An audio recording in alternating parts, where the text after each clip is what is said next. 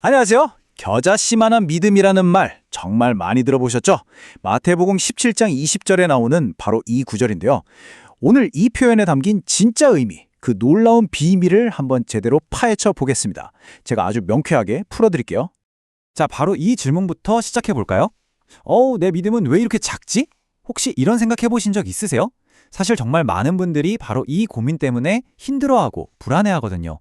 어쩌면 바로 지금 여러분 마음속에 맴도는 질문일지도 모르겠네요. 맞아요. 우리는 보통 믿음을 무슨 저울의 달기라도 하는 것처럼 크기로 생각하는 경향이 있죠. 커야만 강한 믿음이라고 생각하잖아요. 그런데 말이죠. 만약에 그게 다가 아니라면요. 믿음의 진짜 핵심이 눈에 보이는 양이 아니라 그 안에 숨겨진 생명력에 있다면 어떨까요? 자, 지금부터 관점을 완전히 한번 뒤집어 보겠습니다. 네, 바로 첫 번째 핵심입니다. 씨앗의 비밀. 이건 크기에 대한 이야기가 아니라 생명에 대한 이야기입니다.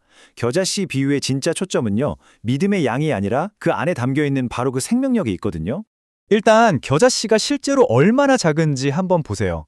와, 이게 직경이 고작 1에서 2mm밖에 안 돼요. 정말 눈에 잘 보이지도 않을 정도죠. 당시 사람들이 알고 있던 씨앗 중에서는 거의 가장 작은 씨앗이었어요.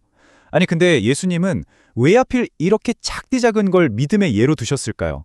이상하지 않으세요? 자, 이 거대한 바위를 한번 보세요. 엄청나게 크죠? 하지만 그 안에는 생명이 단 하나도 없습니다. 그러니까 자라지도 않고 아무것도 만들어내지 못하는 그냥 죽은 돌덩어리일 뿐이에요. 그런데 이 작은 씨앗은 어때요? 비록 정말 작지만 그 안에는 생명이 있단 말이죠. 그래서 결국에는 자라나게 되어 있어요. 바로 이겁니다. 믿음의 본질은 이 둘의 차이, 그러니까 크기가 아니라 살아있느냐, 바로 여기 있는 겁니다. 옛날 청교도 신학자들이 바로 이 살아있는 믿음을 이렇게 설명했어요. 이건 그냥 나 믿어 하는 감정이나 자기 확신 같은 게 아니라는 거예요. 그게 아니라 하나님이 우리 안에 직접 심어주신 생명 그 자체가 꿈틀거리는 상태, 바로 그게 믿음이라는 거죠. 그러니까 아주 작게 시작해도 괜찮은 거예요. 왜냐면 그 작은 씨앗 안에는 이미 거대한 나무로 자라날 어마어마한 잠재력이 담겨 있으니까요. 자, 그럼 궁금해지죠. 산을 옮긴다는 그 엄청난 힘은 도대체 어디서 오는 걸까요? 이제 두 번째 포인트로 넘어가 보겠습니다. 누가 산을 옮기는가? 여기서 믿음의 역할을 완전히 새롭게 봐야 합니다. 믿음은 힘을 만들어내는 전류가 아니라 힘에 연결하는 장치 같은 거예요. 네, 바로 이거예요. 믿음 자체가 무슨 파워를 만들어내는 게 절대 아니라는 겁니다. 믿음은요, 우리를 전능하신 하나님의 그 무한한 능력에 연결시켜주는 뭐랄까 도구 같은 거죠. 그렇기 때문에 진짜 중요한 질문은 내 믿음이 얼마나 큰가, 이게 아니에요. 그게 아니라 내 믿음이 지금 과연 누구에게 연결되어 있는가, 바로 이 질문을 던져야 하는 겁니다. 청교도 신학자들의 이 말이 정말 핵심을 꿰뚫고 있어요. 믿음의 양보다 중요한 건 믿음의 진실성이다. 이게 무슨 말이냐면요. 겉으로 보기에 막 자기 확신에 차서 엄청나 보이는 그런 종교적인 열심보다 속으로는 좀 떨리고 연약하게 느껴지더라도 진심으로 하나님 한 분만 붙들려고 하는 그 작은 믿음이 훨씬 더 가치 있다는 뜻입니다. 자, 그럼 이제 우리가 옮겨야 할 그 산은 과연 뭘까요?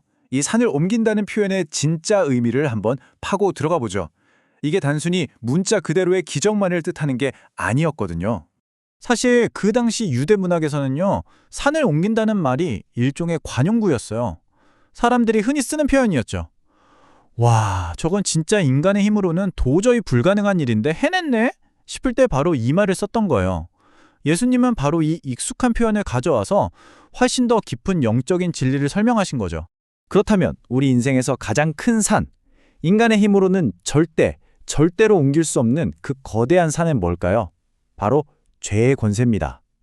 그런데 놀라운 건요, 하나님이 주신 그 작디 작은 하지만 살아있는 믿음이 하나님께 딱 연결되는 그 순간, 바로 그 불가능해 보였던 죄라는 산을 옮기고 우리를 구원으로 이끌어내는 정말 어마어마한 능력이 발휘된다는 겁니다. 자, 그럼 이제 이 모든 걸 우리 삶에 어떻게 적용할 수 있을까요? 특히 내 믿음은 너무 작고 약해 라고 생각하면서 낙심하는 분들이 계시다면 지금부터 들려드릴 이 비유가 정말 큰 위로가 될 겁니다. 청교도들이 즐겨 사용했던 아주 따뜻한 비유인데요. 바로 떨리는 손의 비유입니다. 한번 상상해 보세요. 어떤 사람이 있는데 손이 너무 심하게 떨리는 거예요. 그래서 밥을 먹으려고 숟가락을 드는데 막 덜덜 떨면서 겨우겨우 입으로 가져가요. 자, 여기서 중요한 건 이겁니다. 손은 비록 떨렸지만 음식이 일단 입에 들어가기만 하면 우리 몸은 영양분을 똑같이 공급받는다는 사실이죠. 손이 얼마나 안정적이었는지, 얼마나 폼나게 먹었는지는 전혀 중요하지 않아요. 이게 바로 우리에게 주는 위로입니다. 우리의 믿음이라는 손이 때로는 떨리고 연약하고 또 불안하게 느껴질 수 있어요.